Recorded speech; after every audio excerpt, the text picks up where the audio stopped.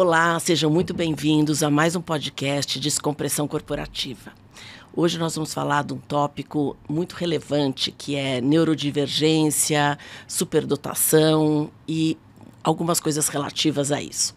Então eu estou aqui com um especialista, que é o Damião Silva, onde ele vai nos ajudar a entender cada vez mais sobre esse tema. Então, muito bem-vindo, Damião. Obrigado pelo convite, é um prazer imenso estar aqui falando sobre um tema tão caro e raro nesse momento. E que todo mundo fala, mas eu acho que todo mundo fala sem tanta propriedade, né? Sim, todo mundo tem falado muito. Vejo que é um tema que parece estar na moda. Fala-se muito, talvez, aí por causa do microfone, tá ok? Esperto. Foi? Retoma da onde? Vou retomar a pergunta de novo. Tá. Ela faz de novo ou eu só respondo? Começa a responder do zero de novo. Tá. Obrigado pelo convite, Adriana. É uma imensa honra estar aqui falando de um tema tão raro e caro para mim atualmente, porque, de fato, faz muito sentido nesse momento de vida discutir com mais profundidade, né? É um tema que as pessoas têm falado muito, mas de forma muito rasa. A gente tem visto aí repetições de conceitos já ultrapassados. Então, nesse momento, é super importante discutir neurodivergência e neurodiversidade de fato, como ela é no dia a dia. E, então, acho que para até esclarecer para as pessoas o que é considerado hoje um neurodivergente. Na verdade, assim, a neurodivergência, né, é uma variação natural do funcionamento cerebral do ser humano. Então, dentro desse grupo neurodivergência, de neurodiversidade, vai ter os neurodivergentes aqui, que são pessoas que vão ter um funcionamento cerebral diferente, com algumas atipicidades. Por exemplo, pessoas com autismo, pessoas com TDAH, pessoas com superdotação, pessoas com dislexia. Eles têm um funcionamento cerebral diferente da norma, né, do que é aceito socialmente, como a maioria deve ser. E, então, esse deve ser também, às vezes, não é uma coisa...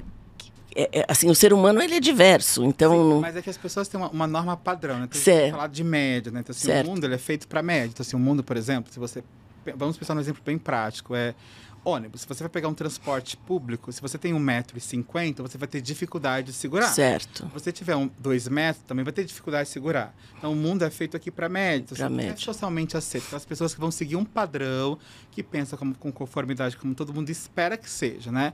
Apesar da neurodiversidade de funcionamento cerebral, não tem marcadores diferentes, como uma comunicação atípica, ou um pensamento mais rápido, como uma criatividade muito excessiva.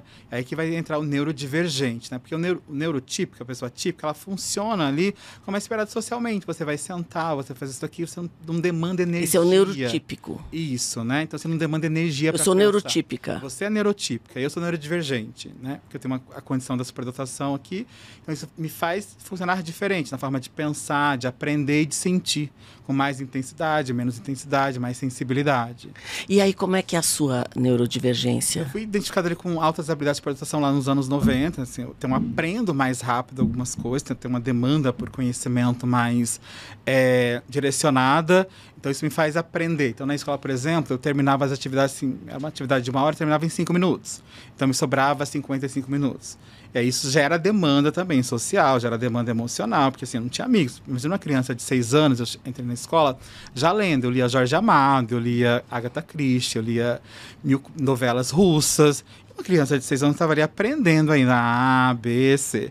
Aí, como que isso vai gerar relações sociais? A criança querendo brincar ali na areia. Eu estou querendo discutir sobre as questões econômicas, sobre a guerra da Ucrânia. Então, isso vai impactar, esse funcionamento impacta no trabalho, impacta nas suas relações sociais, porque você percebe o mundo de uma outra maneira, né? E como é que... Eu sigo até um menino que acho que, não sei se você já viu, que ele é um médico. Ele é um médico, ele é um mini doutor, sim, que ele também é superdotado, mas pro lado da medicina. Sim. Eu adoro aquele menino. E aí ele fala, né, nos podcasts dele lá, que uma das coisas que é muito importante é que ele é muito desenvolvido intelectualmente. Então, mas tem alguns assuntos que interessam a ele e outros que não. E que o emocional, a inteligência emocional não acompanha a maturidade que vai do intelecto. Então, às vezes, a inteligência emocional ela está no nível de infantil, enquanto você já está lendo uma peça russa, mas a inteligência emocional não acompanhou esse nível intelectual. Então, ainda tem muita ansiedade, tem desconfortos, tem questões sociais, de integração. Você viveu isso? Sim, vivi. Mas tem que pensar uma coisa importante, que não é um atraso emocional, né? Então você vai Não, ter... ele está na idade, né? Então vai ter uma sincronia de desenvolvimento aqui importante, ou seja, eu estava lá com 6 anos, com cognitivo de 14, né? Mas sentindo como uma criança de 6, compreendendo ali essas relações como uma criança de 6, tendo uma tolerância à frustração como uma criança de 6. O que diferencia aqui é que eu vou ter uma intensidade maior, uma sensibilidade maior. Então, qualquer frustração é a frustração maior, tudo amplificado aqui. Quando tem a neurodivergência, vai trazer isso para a gente pensar. Então, a expressão, ela traz, sim, essa ampliação das emoções. Então, não é que você está imaturo, você tem a idade de 6 anos, você vai ter ali um emocional de 6 anos, ponto. Então, por isso que as pessoas não conseguem compreender muitas vezes. Num dia você vai ter uma criança de 6 anos, mas você pode ter um ancião de 150 discutindo temas mais aprofundados aqui. Então, essa assincronia, de fato, prejudica as relações sociais, o pertencimento, o senso de pertencer àquele grupo, né? Mas você falou uma coisa que eu também já tinha lido, que as emoções são mais intensificadas. Então, não é apenas só uma emoção de uma criança de 6 anos. Ela tem uma emoção amplificada. Por quê? Isso. Porque o cognitivo dela deve exigir dela, provavelmente, alguma coisa a mais. Na verdade, tem a ver com a neurofisiologia do cérebro, né? Então, se você já aprende rápido, se você vai pegar o estímulo do ambiente de forma mais rápida, então tudo vai ser... Imagina que a gente tem 3 filtros aqui. Aí vem uma informação a 300 km por hora. Então, isso vai continuar, 300 km por hora. Desceu e você não tem o manejo para aquela emoção tão elevada. Então, você sente tudo de forma mais intensa. Então, é o melhor dia da minha vida hoje, é o pior dia da minha vida hoje. Minha mãe é a melhor mãe do mundo, a pior mãe do mundo. Então, a gente fica nessa gangorra emocional em função dessa intensidade, assim. Porque a expressão não é só você aprender mais rápido, não é só questão de QI muito elevado. É você sentir, perceber e pensar de forma diferente, com muita intensidade, que é uma característica de personalidade. Tá. Que isso não é igual a uma criança que fosse neurotípica de uma criança de 6 anos. Isso, porque você vai ter uma frustração ali, mas uma frustração que você vai resolver facilmente aqui, né? Aqui não, no superdotado você vai ter que convencê-lo aqui. Então, é o porquê disso. Por que eu tenho que tomar banho? Tudo tem que fazer muito sentido. Então, você acaba perdendo tempo, vocês ficam muito esgotados, né?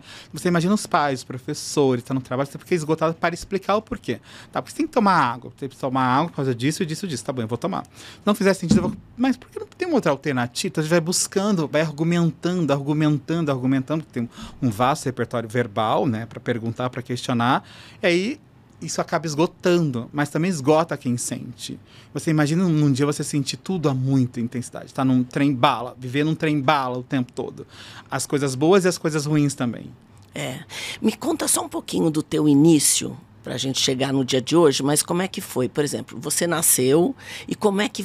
Quando começa a aparecer, ou quando começou a aparecer, no seu caso, que você percebeu, ou seus pais perceberam, não sei. Anos 90, assim, anos 90 a gente viveu com sorte, né? Porque assim, não tinha nada do conhecimento que a gente tem hoje. Então, eu lembro que eu aprendi a ler muito cedo, com 4 anos e meio. Então, a namorada do meu tio me ensinou a ler. Então, ela pegava aquelas revistas, na época, Caras, Contigo, aquelas coisas que se tinha de acesso, né? Porque não tinha essas informações tão diluídas como nós temos hoje.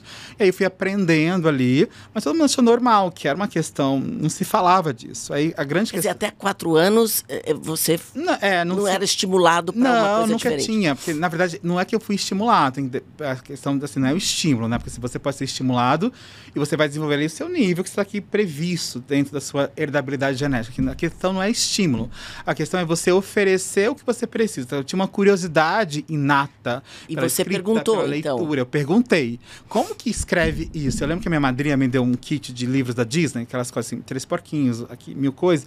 E eu tava lá vendo, mas eu perguntava pra minha tia, o que tá escrito aqui? Como que chegou aqui? Então ela vai me ensinando aqui. Então em 3 meses eu tava lendo.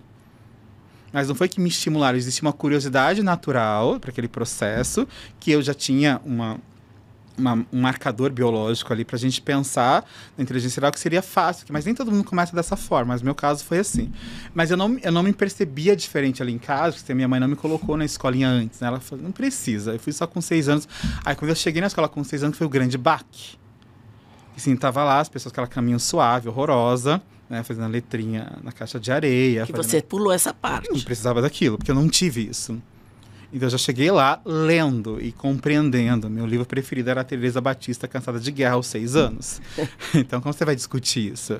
É a babá, bá, bê, sabe? Aquela coisa... sei, eu sei. E aí foi um sofrimento enorme. E aí a professora, muito gentil, ela não sabia o que fazer, ela me mandava para a biblioteca. Então eu fiquei solto 4 anos. Do primeiro até o 4 anos, eu não tinha aquela obrigatoriedade de fazer nada. Até que um dia eu lembro muito bem que foi 20 de setembro de 1991, eu tinha acho que 8 anos, estava no segundo ano, eu fui chorar pro diretor para ele me dar lição. Eu não estava aprendendo nada. Então eu tive uma crise de choro, eu invadi a sala do diretor, eu preciso aprender. Eu preciso aprender. Porque estava lá, não tinha. Aí eu sumia da escola, estava na biblioteca. Eu fiquei 4 anos na biblioteca. Inclusive a biblioteca da escola tem meu nome. E aí, porque não tinha mais o que fazer. E aí foi um sofrimento. Mas nos primeiros 4 anos, assim, a professora me deixava tranquilo, eu não sofri. Mas depois ali na quinta série, né? Você queria estímulo para ter mais. Exato, porque eu precisava sentir. Como que aqui as pessoas estão lá copiando 2 mais 2 aqui, e eu terminava tudo muito rápido. E seguiu-se assim. E você ia passando em todas as matérias rapidamente. Porque, assim, eu fazia a prova e terminava em 2 minutos. Não tinha o que fazer ali. Mas você tinha os livros daquele ano que você lia, só para você saber do que se tratava. Nem precisava saber, porque imagina uma pessoa que ela já está lendo, que você vai lá e vai assim, lê dado. Ah, sim, claro. Aí um ditado, 10 palavras. Mas tem história. Nem tem história nessa idade, né? Sociais, era tudo muito ali. Então, assim, não tinha aquilo, porque eu também sabia, né? Então, era tranquilo. Eu tinha material, sim, mas o meu material era rabiscado, assim, muito estresse. Eu tenho o mesmo caderno até hoje, pra você ter uma ideia. Da quinta série até agora, doutorado, eu uso o mesmo caderno de 400 páginas lá, que tem ali a Thalia na capa, né? E eu não acabei aquele caderno nunca. Porque eu também não gosto de copiar, não gosto de fazer as coisas todas, né? Então, aí veio 97, a VLDB, eu fui acelerado, eu saltei 3 anos. Então, eu estava na 7ª série, fui pro 2º colegial. Foi a melhor coisa da minha vida, que eu saí mais cedo da escola. Então, assim, eu aprendi, de novo, como você bem disse, eu tinha interesse, sim, pela maioria das coisas, mas eu era péssimo em artes e péssimo em educação física. Eu tenho medo de bola. Para mim, eu acho que bola, até hoje, é arma, sabe? Então, eu não sei onde é a direita, onde é a esquerda. Então, tem alguns déficits aqui também importantes, né? Que o cérebro vai desenvolver uma área melhor que a outra, sim, vai mandar energia aqui, vai irrigar melhor. Então, tem essas questões todas assim. Mas não foi uma vida escolar fácil. A universidade também não foi fácil. Então, eu fiz 2 graduações, eu fiz 6 especializações, eu fiz 2 mestrados, estou no doutorado agora, e continua não sendo fácil. Porque a gente capta de forma aqui diferente. Mas a gente não consegue aprender tudo, como as pessoas acham que você vai ser bom em tudo, né? Não vai. Então, tem uma sobrecarga também de expectativas dos outros. E você tinha uma naturalidade para aprender que tipo de matéria? Qualquer coisa eu aprendia bem, tá? Então, assim, linguagens humanas, exatas, né? Mas eu tinha minhas preferências. Minhas preferências sempre foram pelas linguagens ali, né? Literatura, gramática. Inclusive, eu escrevi um romance com 11 anos, que eu ganhei um prêmio lá fora, nos Estados Unidos, que eu contei ali sobre... Era um conto dos anos 70, aquela transição, 65 até 72, né? Isso ali estava na aula de leitura e produção de texto. Eu tinha 10 anos. Então, eu sempre tive interesse pelas humanidades aqui. Não que eu tenha dificuldade com as outras, eu aprendi assim, mas eu não tinha o mesmo interesse, a mesma motivação por física, química. Então, a depender do professor, eu ia bem. Se eu não gostava dele, não quero. Precisava tirar 5 para passar. As pessoas não conseguem lidar com essas escolhas que a gente faz aqui, né? Então, tem que ficar bem atento. Mas, assim, educação física nunca. Odiava aquilo, odeio até hoje. Né? Então, eu nunca tive essa vocação para o esporte. Então, não sei. Eu demorei muito para passar, inclusive, no teste de direção prático, assim, que eu tenho, onde é a esquerda, onde é a direita, ainda me atrapalha, né? Mas, assim, as linguagens, as humanidades, história, geografia, também as biológicas, ciências, né? Então, o corpo humano tinha sempre uma curiosidade muito maior.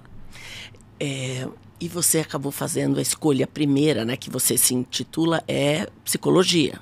Na verdade, assim, fiz biologia, foi minha primeira graduação. Aí depois eu entendi que faltava alguma coisa, porque eu queria ser biólogo marinho, né? Eu tinha um sonho da infância. Tá. Mas eu não sabia nadar. E aí eu fui lá no projeto Tamara, aqui no litoral de São Paulo, ali no estádio, falei, gente, o que acontece? Aí eu terminei a graduação e fui para outra, porque eu percebi que faltava alguma coisa.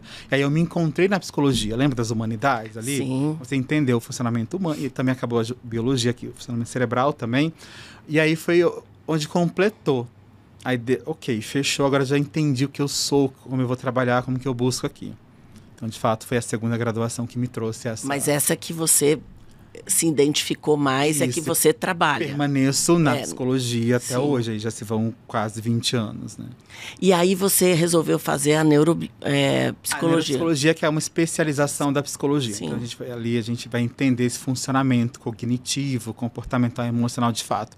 Mas eu já vim de uma graduação pensando em avaliação psicológica, pensando em neurodivergência. Daí completa, né, o quadro, né? Porque você consegue entender todo o processo, né? Além da subjetividade, como se constrói, mas também esse funcionamento mais psicométrico aqui, para mais e para menos. Porque daí você faz uma análise mais cientificamente falando, né? Porque hoje em dia todo mundo fala que é um não sei o quê, tudo a pessoa se distraiu, é TDAH, a pessoa não sei o quê. Então virou uma popularização, uma banalização, de coisas que não são assim, porque de fato para você ter um diagnóstico você tem que fazer uma série de coisas, sim, né? Então virou uma banalização, então, mas também as redes sociais, ela tem aqui dois polos importantes, porque quanto mais você se fala ali, você acaba tornando acessível para aquelas pessoas que talvez nem conhecessem, nunca nem tinham ouvido falar, como na pandemia mesmo. Assim, a gente teve um boom de avaliação e superdotação pós-pandemia, durante a pandemia, porque as pessoas começaram a perceber os seus filhos em casa, que eles aprendiam diferente. Assim, tá aqui, ele termina muito rápido aqui, tá dormindo aqui, depois volta a tirar as melhores notas, né? Então tem essa percepção boa também. Mas aí tudo é muito rápido, tudo é meio TikTok, 10 segundos, então assim, desatento, não, você pode estar desatento porque você dormiu mal.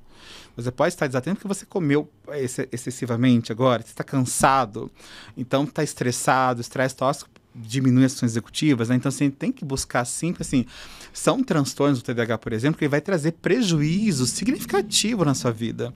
Não é só você esquecer a chave. Não é isso. Não é sobre você esquecer, comi ou não comi hoje. Não é sobre isso. É sobre prejuízos significativos ali que vai impactar as suas relações, vai impactar os seus trabalhos, vai impactar todo o seu dia a dia do contexto, né? E se repete muito mais vezes, que não é uma Existe coisa uma ocasional. Intensidade, né, Adriana? Quando a gente fala em transtorno, a gente está falando de uma intensidade ali, uma frequência e que vai trazer prejuízos funcionais no seu dia a dia, né? Então, já tive pacientes, por exemplo, aqui, inclusive uma executiva da Volks, que ela tinha TDAH e ela simplesmente trabalhava, ela saía pegava o carro, ela deixava a roupa na máquina de lavar, ela deixava tudo apagado, ela ia de pijama. Então, assim, são coisas assim, nesse sentido. Sim, de você trazer prejuízo aqui. Então, você está conversando aqui com você, nem saber a pergunta que você fez. O que você estava falando? Estava falando. E você vai ter dificuldade de planejamento, de organização. Aí vai fazer a compra do mês, esquece. Paciente que perdeu o carro. Então, assim, no aeroporto, que você vai lá, deixa o carro, nunca mais sabe, vai embora. E cadê o carro? Não, mas eu não fui de carro. Estava lá o carro. 5 dias depois, ela lembra que estava sem carro. Então, assim, não é só. Então, o TDAH vai causar questões emocionais intensas, uma desregulação emocional intensa, que prejudica, né, as suas relações sociais e trabalho, sim. Então, você esquecer alguma coisa, fazer um checklist, isso é perigoso. Então, viu nas redes sociais, se identificou com alguma forma, busca ajuda, busca um psiquiatra, busca um psicólogo aqui, um neurologista, para entender de fato essa diferenciação. Se é de fato um diagnóstico ali de neurodesenvolvimento que você já tinha desde sempre, não dá conta agora, você foi manejando, ou se é muito mais questão pontual relacionada a estresse tóxico, por exemplo. Eu tenho até pessoas próximas que têm dificuldade de terminar cursos. Então, ela começa com vários interesses, mas tem dificuldade de terminar. Ela depois tem dificuldade, às vezes, de trabalhar mesmo, porque acaba não conseguindo se formar, então os interesses são múltiplos e é um TDAH. Esse perfil dos interesses múltiplos pode ser também superdotados, né? Buscar aqui, mas não ver sentido. Já tive pacientes que passam em medicina, na USP, aí depois passa em arquitetura, na UFRJ, passa as melhores universidades aqui, mas não se identifica aqui no processo todo. Então, falta aqui é muito mais uma questão de motivação para que você dê sentido para aquilo e termine. Aí pode ser sim, sintomas de uma condição como o TDAH, como a superdotação, ou simplesmente você ali está no momento de vida mais fragilizado, aqui que não tem motivação e engajamento para tanto. Mas se repete com muita frequência, busque ajuda. Que você precisa de fato, assim, a gente é buscador de felicidade, mas não é o tempo inteiro buscar felicidade. Eu também preciso concretizar, finalizar, e aí que entra o prejuízo, né? Porque você imagina, você passou em 10 universidades, não terminou nenhuma. Aí você passou 20, 15, você vê a vida passar pela janela, você vai fazer uma autoanálise aqui, você fica muito frustrado com isso. Tem muito potencial, mas pouca efetividade. Então, assim, tem muito a ver com motivação. E motivação é gotinha diária ali, fazer, eu tenho que fazer, porque você procrastina muitas vezes também, né? Aí pode ter um nível de ansiedade também envolvido. Eu sou ansioso e procrastino, ou eu procrastino porque eu sou ansioso? Eu também faz uma boa diferenciação da origem desses prejuízos, é fundamental. E aí a pessoa vai ficando muito angustiada, porque ela se sente com autoestima ruim. Porque ela não consegue terminar e ela se sente menos, que no fato não é, mas ela se sente menos, então vai comparando com as pessoas do lado que estão caminhando na sua velocidade, e aí ela vai se sentindo ficando para trás. Não é que ela está, mas ela se sente ficando para trás. E aí você vê a angústia das pessoas ao redor, né? E tem casos até que entram para droga, né?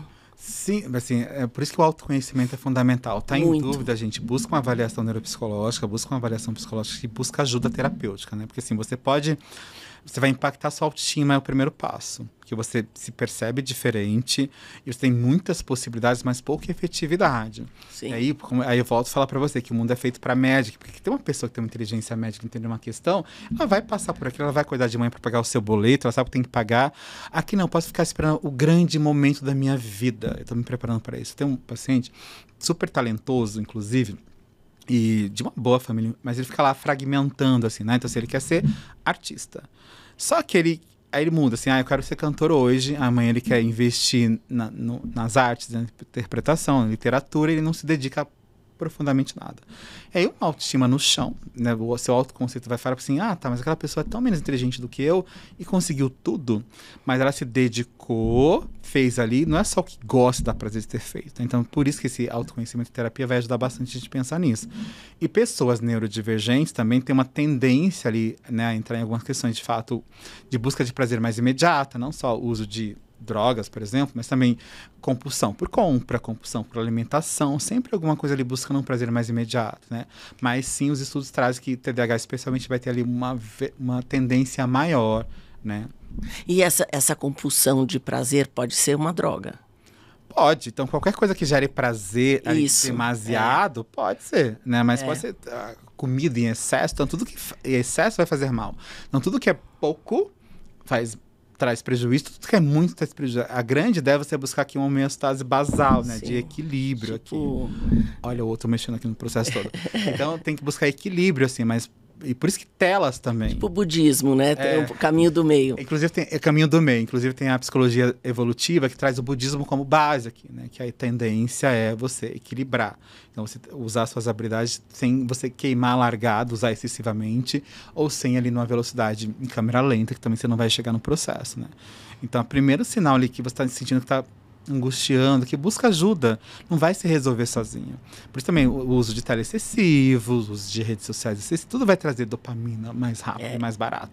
É exatamente essa história, né, do mais barato, né? Exato, mas aí tem o mais barato de prazer imediato, tem um custo de vida, tem um custo de existência. E tem uma epidemia disso hoje em dia, né? Porque você vê muito adolescente que ele ainda não teve um passado para ele saber e concretizar a sua autoestima, quem ele é, o que ele pode fazer. Então ele fica muito à mercê das coisas que acontecem no dia a dia. Na verdade, existe uma exposição, assim, eu acho excessiva, né? Por isso que alguns países aí estão mudando, inclusive, acesso às redes sociais. A Austrália, o primeiro país ali a criar uma lei. Mas é que você começa a se comparar sem você ter a sua identidade firmada. Porque o adolescente, aquele período que vai formar a sua identidade, você vai buscar grupo aqui. Aí você olha aqui no lugar, ninguém quer mais estudar, todo mundo quer ser influencer, né? Todo mundo tem o seu canal no YouTube, quer fazer qualquer coisa, assim, mas para chegar, tem que ter uma base de cultura, uma base de conhecimentos gerais, precisa de base aqui, né? A gente entende. Alguns vocês vão dar sorte ali, mas nem sempre são influencers positivos, que precisa pensar. Então, quando você olha para a grama do vizinho, que ela é muito mais bonita que a minha, que ela é muito mais verdinha aqui, existe essa cobrança também de você fazer. Então, a gente sabe que em redes sociais existem milhões de filtros. Então, não é aquela pessoa tudo aqui, né? É, lógico. Aí você começa a criar uma imagem sua distorcida em função de uma imagem de rede social que também não é real.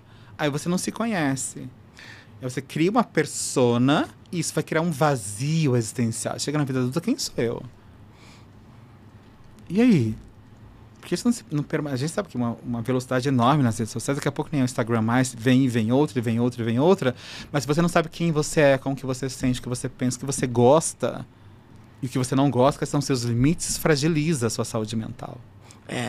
E você tinha comentado comigo que isso também acontece com os neurodivergentes, mais até, a gente está falando de TDAH até agora, né? Sim. Mas tem outras questões de neurodivergentes. Sim. O seu caso, por exemplo, é de superdotação. Sim. Não é TDAH. Não, mas poderia acontecer superdotação e TDAH junto, por exemplo. Posso ter uma pessoa que ela tem superdotação e TDAH, superdotação e TEA, superdotação e dislexia. Então pode acontecer as neurodivergências. É uma combinação. Junto. Isso, eu posso ter TEA e TDAH, por exemplo. Então isso pode acontecer. Aí vai ficar mais difícil ainda desse manejo aqui, né? Que é o cérebro funcionando com duas velocidades diferentes. Uma de uma potência, que é a superdotação, mas uma de um prejuízo, que é um transtorno de neurodesenvolvimento, por exemplo. E assim, bom, eu também sou psicóloga, então a gente estuda, por exemplo, algumas, eu não sei se a gente pode falar questões mentais, né? Tipo, esquizofrenia, bipolaridade, enfim, outras questões, depressão e tal. Quando a gente pensa num neurodivergente, ele tem uma tendência maior a uma dessas situações mentais ou não? Tem correlação ou não? Não, você pode ter, se não, você não está livre, porque você tem autismo, por exemplo, você não pode ter bipolaridade. Você pode ter, sim. Mas tem que pensar muito nos diagnósticos diferenciais, que é as origens dos prejuízos para se pensar, né? Então, sim, é possível, mas os transtornos que essas pessoas vão ter mais uma tendência maior são os transtornos ali de humor e de ansiedade, né? Então, assim, uma ansiedade maior. Que é o que a gente falou da intensidade. Maior. Mas uma criança compreende o mundo de forma intensa e excessiva, cria-se aqui um viés mais ansioso. Ou uma criança que aos 4 anos quer entender por que a gente morre.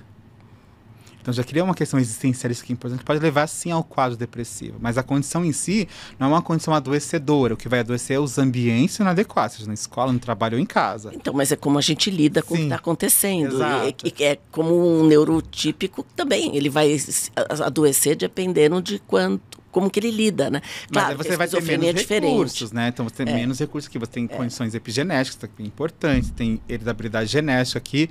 Então você vai ter um cérebro mais fácil, mais que pode acontecer, com mais intensidade.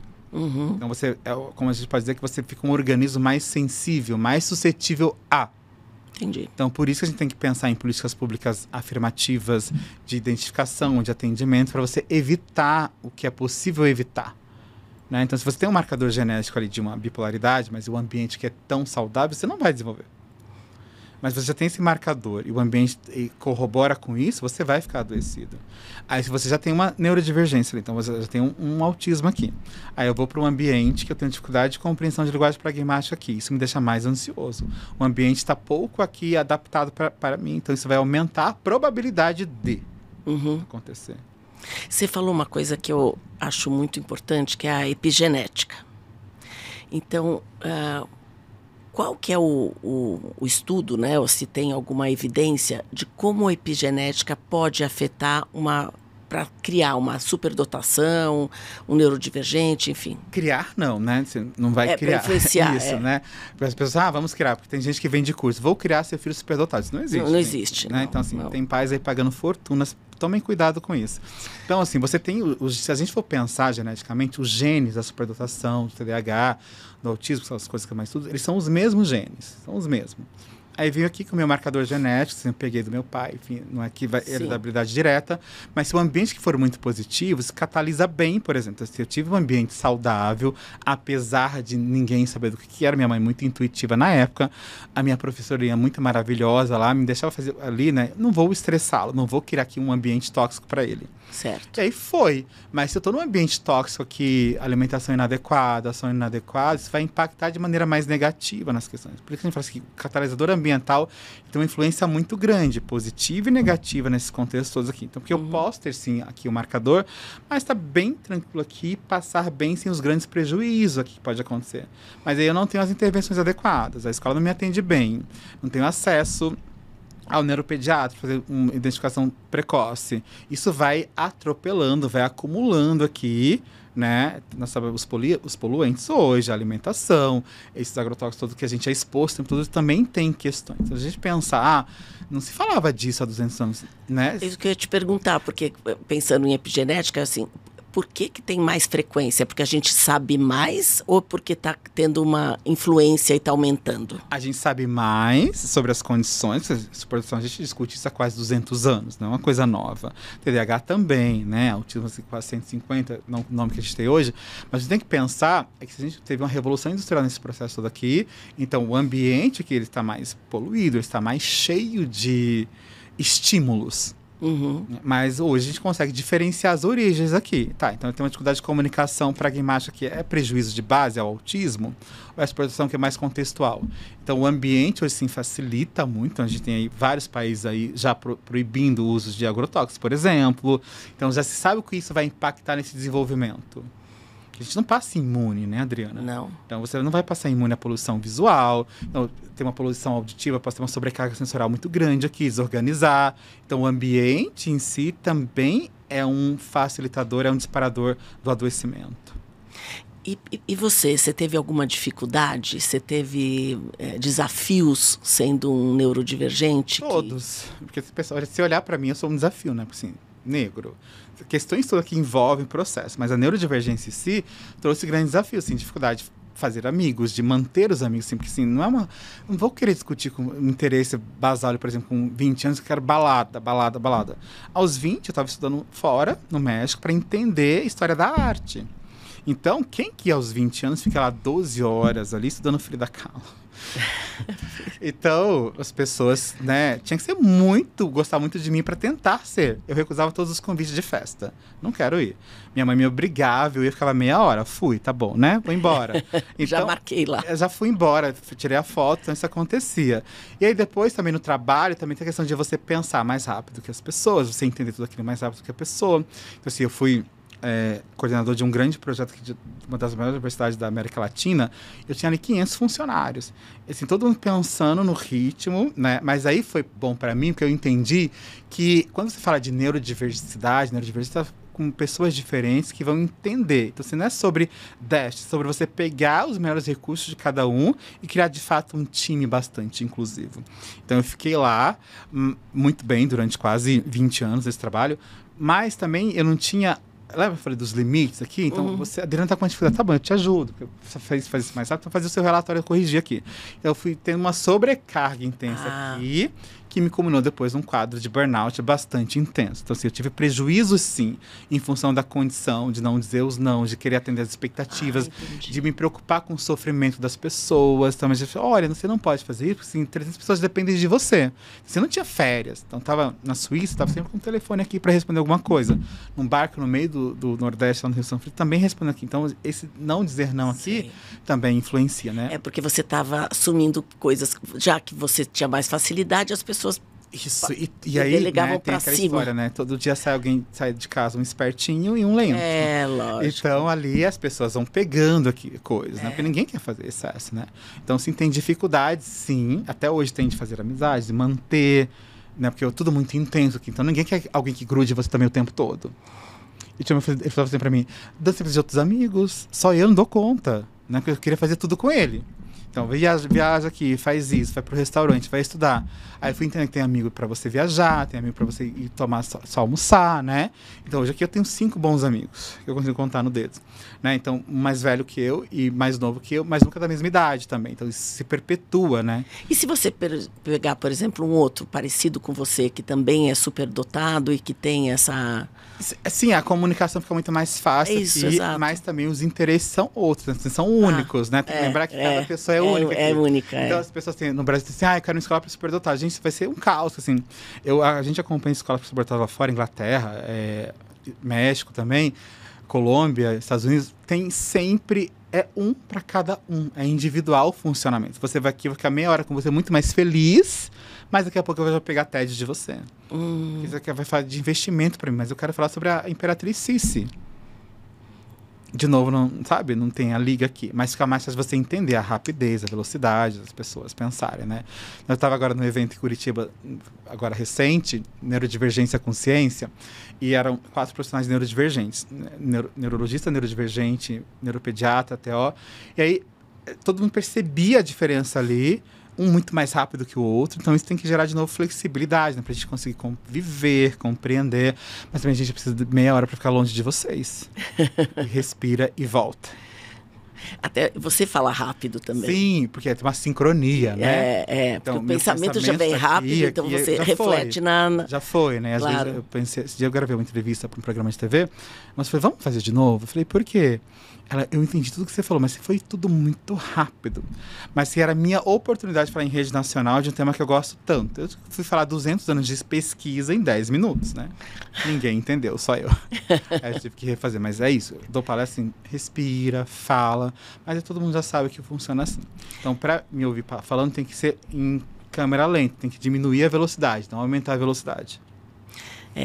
Quando você falou do burnout, eu acho que hoje em dia tem muitas pessoas que estão em processos de burnout. A gente tem visto, até tem essa lei NR1, que não é lei, né? É uma norma norma regulatória. E assim, porque esse assunto virou muito importante, que o aumento disso tem acontecido. Que eu acredito que é a pessoa, como ela lida com o externo. Sempre, para mim, tem a ver essa relação de tudo que a gente estuda, é por aí, né? Então, você tem que dar recursos internos para as pessoas lidarem com as coisas que acontecem. Porque você não tem controle da vida, você só tem controle sobre si mesmo. Sim. E aí, como é que foi para você, com toda essa capacidade que você tem, lidar com o burnout? Foi horrível, foi um caos enorme, assim, porque a gente tá falando, eu acho que eu fui uma das primeiras pessoas que teve o diagnóstico divulgado, inclusive saiu no exame na época, junto com a Isabela Camargo, né, a gente tava lá, então a gente é contemporâneo de sofrimento. E eu já tinha os sintomas desde uns 3 anos antes, mas assim, eu achava que era... Não, é qualquer coisa, né, porque assim... Muito trabalho. Trabalho, assim, mas... E aí, esses 3 anos pré-diagnóstico, a gente começou a perceber que, de fato, tinha alterações importantes. Porque eu estava num trabalho que era muito gostoso. Eu amo, assim, eu morro de saudade do que eu fazia. Porque, assim, só vai ficar com burnout quem gosta do que faz. Porque faz muito. Exato. Se você não gosta do que você faz, você vai fazer ali o mínimo para entregar, fica enrolando. Não, eu queria entregar. Então, assim, era um trabalho muito gostoso, que impactava de forma positiva na vida das pessoas. E eu tinha uma equipe que eu tinha ali, que eu comandava, maravilhosa. Eram pessoas ali também que entregavam tudo, porque tinha um sonho, um propósito de vida ali. Só que tinha uma dificuldade que, assim, eu entrava às 8 da manhã, porque a minha equipe entrava às 8 da manhã, mas a minha chefia entrava às 14 horas, porque eles tinham horários mais tardios. Eu tinha que ficar disponível das 8 da manhã até as 21, 22 horas. Então, já tinha uma sobrecarga aqui de tempo, de horas, né? Aí eu tinha que discutir questões com pessoas que pouco entendiam, estavam ali sem entender o que estava fazendo, mas tinham um bom cargo ali, porque era indicação. Eu tinha que discutir com questões jurídicas, questões educacionais, então eu tinha que dar conta de tudo, né? Então, era uma equipe gigantesca que coordenava 91 polos no estado de São Paulo. O estado de São Paulo é gigantesco, mais 600 municípios, que dá conta disso. Mas eu adorava aquilo, porque fazia sentido. Só que a gente teve aquela crise ali de 2015, 2014, eu acho que teve. Aquela crise financeira. Foi incrível. Né? E aí, perdemos recursos. Então, você tinha um projeto de 18 milhões de reais por ano, de repente você tem que fazer o mesmo trabalho com 10. E aí você tem que dispensar pessoas. Você tinha uma equipe de 500, ficaram 250. Mas tem que entregar os mesmos resultados. Nossa. E aí, outra crise que vem, vão reduzir mais pessoas, mas aí tinham só 5 milhões. E aí você começa a sobrecarregar todo o processo aqui, e como eu tinha um comprometimento que fazia, então fazia tudo aqui. Eu cheguei a escrever um livro, Adriana, em 3 dias. Eu tinha que entregar aquilo, de quase 300 páginas para entregar. Caramba! Então, aí você vai assumindo compromissos aqui, aí eu comecei a dormir mal, me alimentar muito mal. Eu engordei 20 quilos em menos de 6 meses, assim, porque eu só comia e ninguém percebia aquilo compulsivamente. E não tem tempo, também come bobagem, né? Exato, bobagem, né? E aí, tá cansado, comecei a reclamar. Aí meu chefe, tá cansado. Tá, vai tirar férias. Tá, vou. Aí fui pra Europa, adorava a Suíça. Aí eu cheguei lá, uma sensação de tudo cinza. Então você imagina, Suíça adorava que não, minha mãe disse, vamos para Paris, eu adorava Paris. Cheguei lá, não saí do quarto. Aí eu voltei. E aí eu tive uma reunião muito ruim, que eu tinha que demitir mais pessoas ainda, assim, só tinha isso, eu tinha que ficar, mas a cobrança era sempre a mesma. Aí eu tive uma crise de memória, estava na reunião e eu não lembrava o que eu estava fazendo naquela reunião. Eu, assim, meu sonho era perder memória, né? Tipo assim, perder 30% da minha memória, porque tem coisas inúteis aqui gravadas, né? Então, aqui eu vou lembrar de você para sempre, eu vou lembrar a roupa, o tom que chegou, como você pegou o café, isso vai acontecer. E aí eu não sabia, eu olhei para minha assistente, eu falei, Fran, o que a gente está fazendo aqui? Dan, é reunião de renovação do projeto? Eu, que projeto? Né? Aí começou a perceber, tá, memória, então vamos dormir bem. Aí no outro dia eu desmaiei, minha pressão estava 20/14. Aí eu fui no Hospital do Coração, aí eu falei, não é aqui, é na psiquiatria. Aí eu, como assim psiquiatria? Não é nada aqui, né? Pressão alta, alimentação errada. Aí eu fui na psiquiatria e saí lá com um diagnóstico de burnout. E o que é burnout, né? Aí começou aquela coisa toda. Aí me afastaram do trabalho, 15 dias. Trabalho para descansar. Porque o povo acha que é você descansar. E não é burnout. Você queimou tudo. Você não tinha mais recursos psicológicos, não tinha mais recursos cognitivos, não tinha mais recursos físicos, assim, né? Vou lá, afastei, mas a minha chefe, não, vamos trabalhar aqui. E continuei trabalhando, porque ela me mandava e-mail, respondia. Até que eu entrei num caos, assim, caí na escada da empresa, quebrei pé, 1000 coisas que foi acontecendo. A médica disse, você está proibido de entrar aqui durante 90 dias. E eu fiquei afastado 4 anos. Nossa. Mas foi uma dificuldade de lidar, porque eu tinha ideia, mas eu não tinha como fazer. Eu não tinha energia para levantar. Eu entendo perfeitamente. Eu não tinha energia para levantar. E para mim foi uma frustração enorme. Porque assim, eu amava aquilo que eu fazia, mas me fez muito mal. E você falou dos recursos, assim, a gente tinha recursos, mas eu fui perdendo os meus recursos externos também. Que eu tinha os recursos cognitivos, mas não tinha os recursos financeiros. Não tinha recursos humanos para fazer tudo que se fazia. E eu não queria deixar, porque assim, uma culpa... Mas eles deixaram você recebendo. Sim, não, foi uma dificuldade enorme ali. Depois que eu fiquei doente, sim, eu fiquei afastado, né? Enfim, trabalhei recebendo. Mas assim, tava uma frustração. Aí eu fui pra minha psiquiatra maravilhosa, a Francine, e eu cheguei lá com uma culpa que eu não tinha feito nada na vida. Então eu cheguei lá com 32 anos. Como? Com sensação de fracasso total. Eu que já tinha aparecido na Unesco, já tinha aparecido em mais de 20 livros, já tinha mais de 20 países, né? Tinha feito 1000 coisas, assim. Eu cheguei lá com a sensação que eu não tinha feito nada de fracasso. Então, até você entender que aquele ambiente sugou, que não era uma troca recíproca, que você entregou e pouco recebeu, aí sim veio, né? Mas assim, não tinha os recursos adequados. Assim, tem que pensar o que tinha que ter de recurso numa empresa, inclusive, de inclusão. Eles trabalhavam num projeto de inclusão. Mas nós não tínhamos centro de qualidade de vida, não tinha umas coisas ali importantes para se pensar, né? A chefia, uma das chefias, só porque um era maravilhoso, a outra era uma porta, né? Que ela ficava, a gente preocupado com os recursos, com o Tribunal de Contas. A gente era assim, qual que vai ser a coisa da lixeira hoje? Assim, gente, o que é importante, né? É preto, não sei a cor da lixeira. Então, assim, mas é a sensação de fracasso mesmo. E demorou, né? Porque, assim, terapias. Inclusive, tem até um documentário que eu conto a minha história. 1000 terapias, não se ajusta médico. Eu cheguei a tomar 30 medicamentos por dia. 10 para acordar de manhã, 10 ao meio-dia para conseguir me manter acordado, depois 10 à noite para dormir.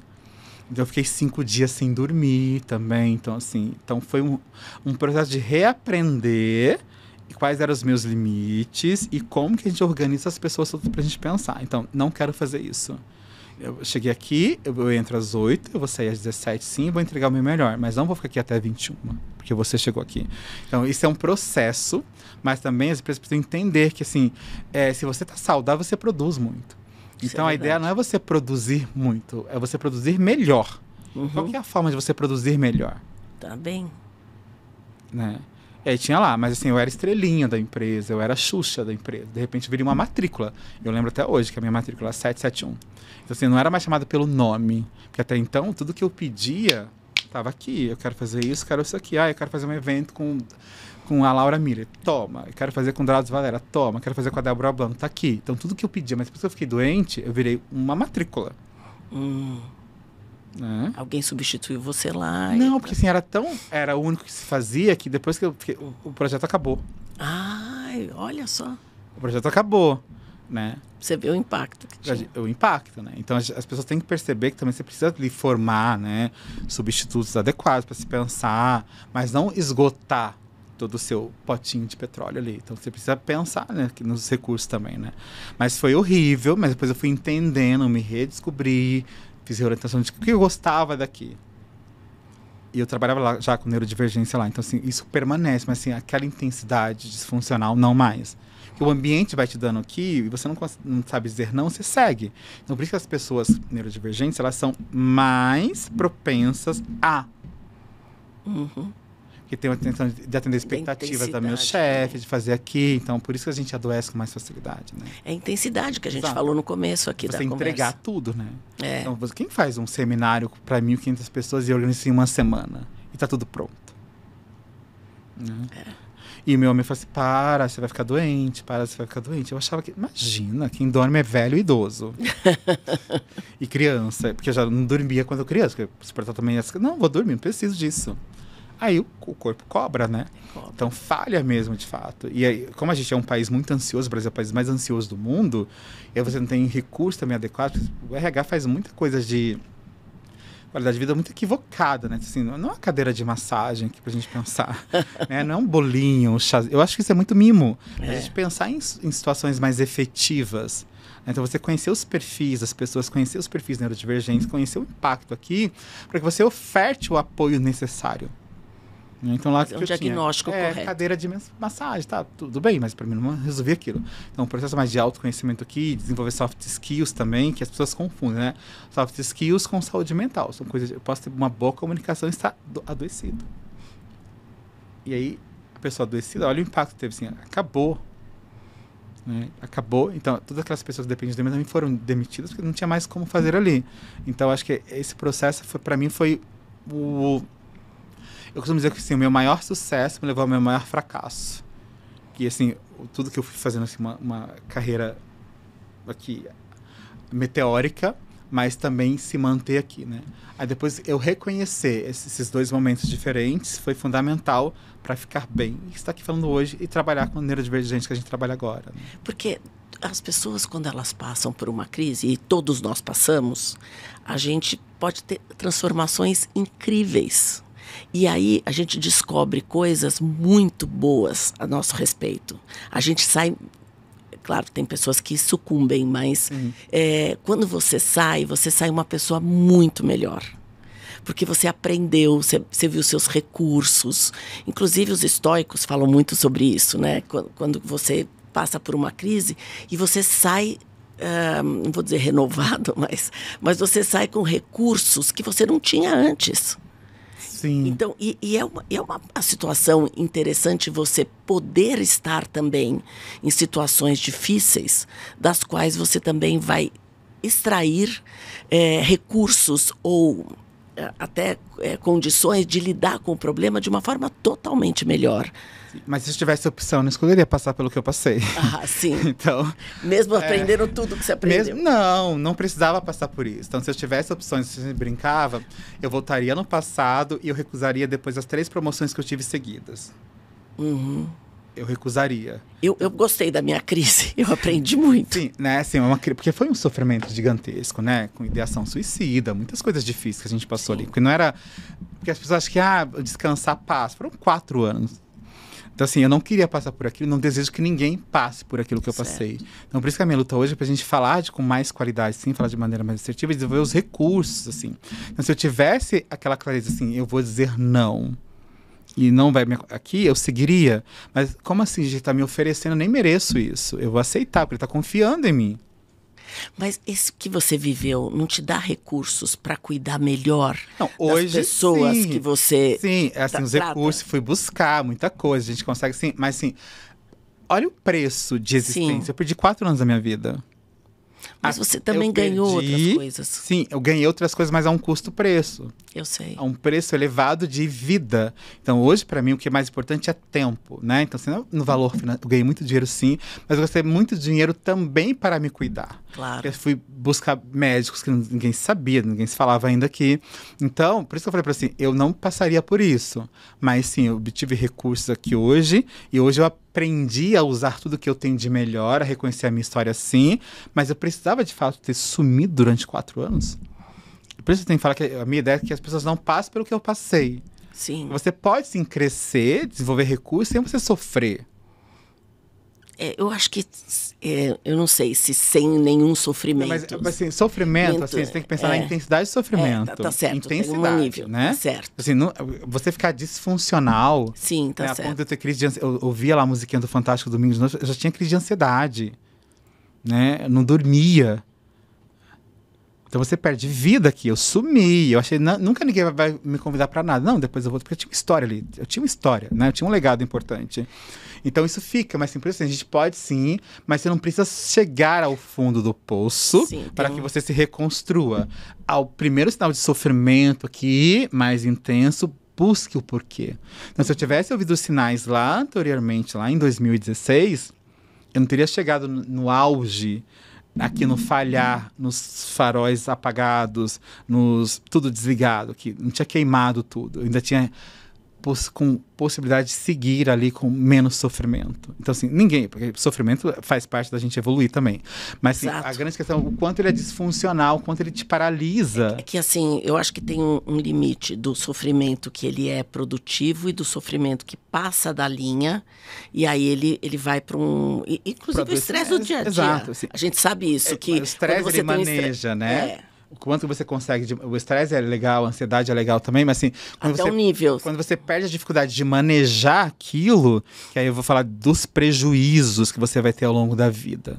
Né, no cotidiano, assim, eu parei de sair com as pessoas.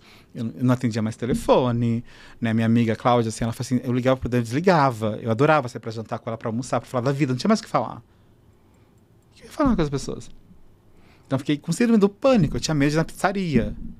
Então eu tive uma crise na Colômbia, que para mim era um tsunami. Eu estava numa margem da praia que tinha 20 centímetros na canela. Para mim era uma tsunami gigantesca. Então isso, de fato, é por isso que eu não quero passar por isso. Entendi. Né? Porque existe uma intensidade aqui que desorganizou totalmente.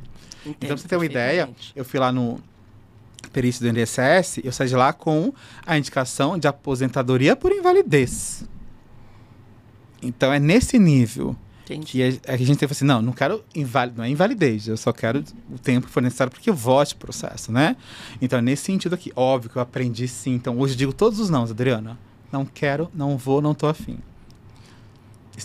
Eu posso, mas não quero. É um alívio. É um alívio. Então, dizer não pro outro foi dizer sim pra mim.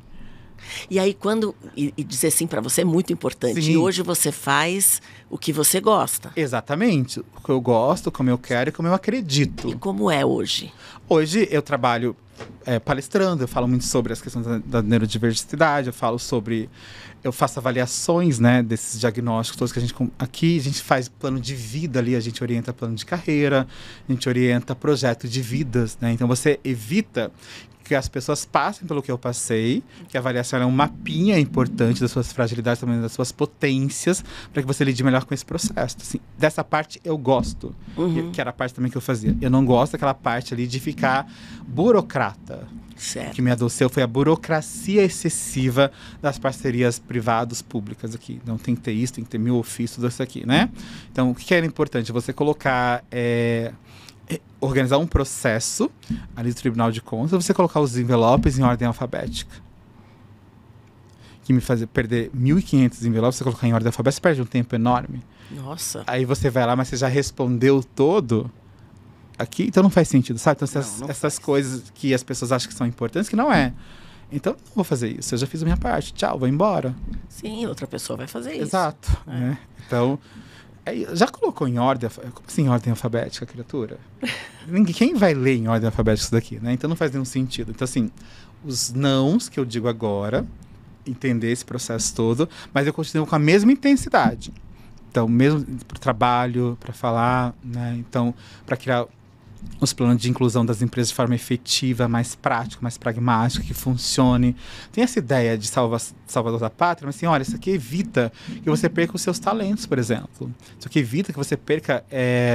essa pessoa está dando a vida aqui, para ela precisar dar a vida, de fato, ela pode sim, entregar de forma saudável e produzir. Como a gente flexibiliza melhor esse processo aqui, né? Então, enfim, a minha história serve hoje para a gente pensar também em algumas formas mais saudáveis nessas organizações. Sem dúvida. Quando você fala de inclusão, você está falando geral, de inclusão geral. Em geral, inclusão escolar, inclusão no mercado de trabalho, inclusão social, né? Porque a gente está aqui, como eu falei para você. O mundo, somos todos neurodiversos aqui, mas existe o neurodivergente aqui, que eles vão pensar de forma diferente, aprender aqui. Então, não é falha, né? A gente tem que entender que são habilidades diferentes. Sim. Imagina você está num rio, está na praia lá, num bote, e aí, aquele bote furou e tem 10 pessoas com as mesmas habilidades. E aí? E falta aquela pessoa criativa que vai pensar, olha, se eu abrir esse clipe aqui, eu posso tampar esse buraco, a gente vai chegar lá bem. Aí todo mundo pensa igual, é a grande questão, né? E a grande dificuldade de a gente pensar hoje, como que a gente consegue equilibrar esse time de maneira diversa, inclusiva, pegando sempre o potencial e evitando riscos e evitando os danos à saúde mental dessas pessoas. Muito bom. Essa é a ideia. A gente pensa muito, né, nesse time de alta performance, normalmente ele tem muita diversidade. Sim. Porque senão ele não tem visões diferentes para dar um resultado excelente. Ele acaba tendo esse viés que você falou. Exato. Que todo mundo pensa igual. E isso é um risco que a gente corre hoje também. Eu estava vindo para cá pensando nisso. Falei, meu Deus, as pessoas hoje... o meu pensamento era da questão da polaridade que nós estamos vivendo na vida. Sim. E que hoje os algoritmos mandam a gente ouvir mais do que a gente procura. Sim. Então, eu falei, como que a gente vai integrar as polaridades, ou vai lidar com elas, se eu só recebo de um lado ou só recebo de outro? Como que eu vou ver o outro lado? Se não chega, eu tenho que ter deliberadamente uma vontade de ir para lá. Eu tenho. Mas a maioria das pessoas, eu acho que se acomodam com o que chega para elas daquelas informações, que só reforça mais aquela posição. Exato. Isso aqui a gente vai falar de flexibilidade psicológica, né? Você precisa ser flexível aqui. Eu vou ouvir tudo aqui, entender, captar, e depois eu faço aqui a minha visão, a minha performance. Isso. Mas de fato que as pessoas estão sempre o lado mais fácil. Você assim, sim, não, né? Então essa questão até paradoxal mesmo, que o que eu estou buscando, mas assim, eu quero ouvir alguma coisa diferente.